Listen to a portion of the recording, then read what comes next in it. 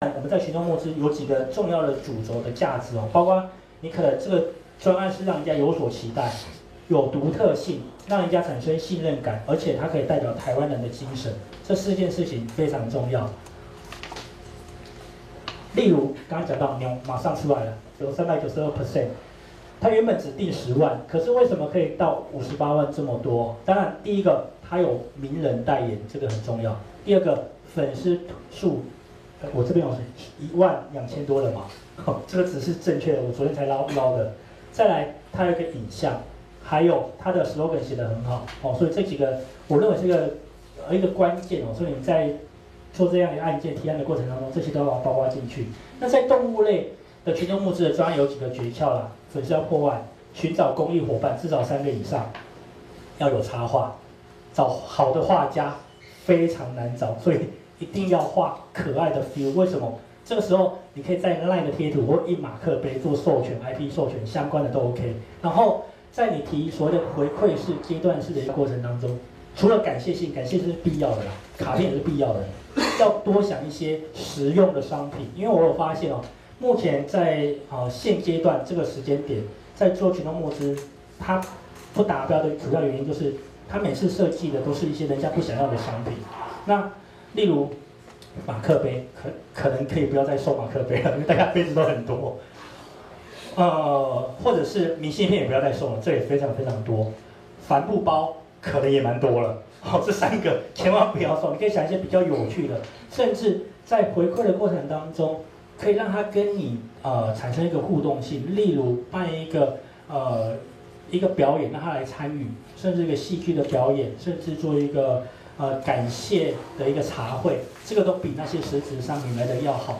然后建立一个叫做粉丝墙的，例如捐多少，让他刻名字在上面。通常很多人会愿意这个，因为他不要实质商品，他也不要什么回馈，他只希望他的名字被曝光，有这样的人存在。好，这些都是可以用。再来找到一个对的名人代言，他是对非营利组织有兴趣的。最后你在文案里面要有财务规划的回馈机制，这个都把它秀上去。这是在动物保育类的群众募资专案的一个小诀窍。但是我们关怀弱势类的，尽量减少一些以个案为主，因为大家在帮助个案比较不会有认同感。可是如果你在这里是以族群为目的的，我们来看一下刚刚这一页，在关怀弱势里面，他在写这个案子里面，这个文案这个就很重要。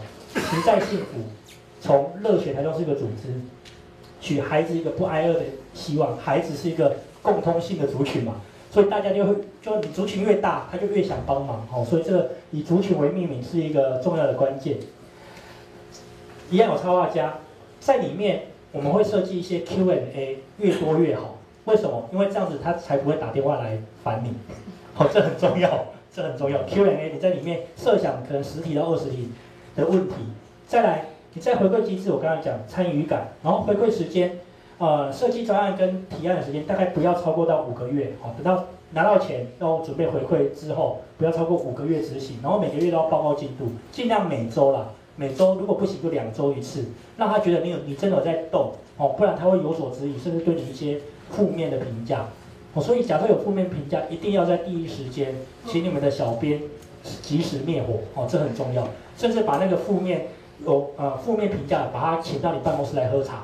好，这很重要，因为一点点负面都会造成我们的品牌一个很大的损伤哦。再来，刚刚讲的款项的使用跟后续追踪，一定要在你的粉丝专页里面做持续的追踪哦。是这个案例啊，这个叫小丑医生，他就到医院里面去办这样的一个活动。那这个活动里面，他针对捐款的2000块，你就可以到他们的剧团里面，他们拿到钱之后会办一场演出，你就可以当其中的一位演员。让民众觉得好像蛮好玩的。这种回馈机制 ，maybe 我觉得除了实体物品之外，多一点互动性，甚至让他们跟一些需要被帮助的一些捐助者有一些互动，也蛮好的。甚至他们拍张照片啊，唱一首歌，用录影的方式，这种有参与感的都很好。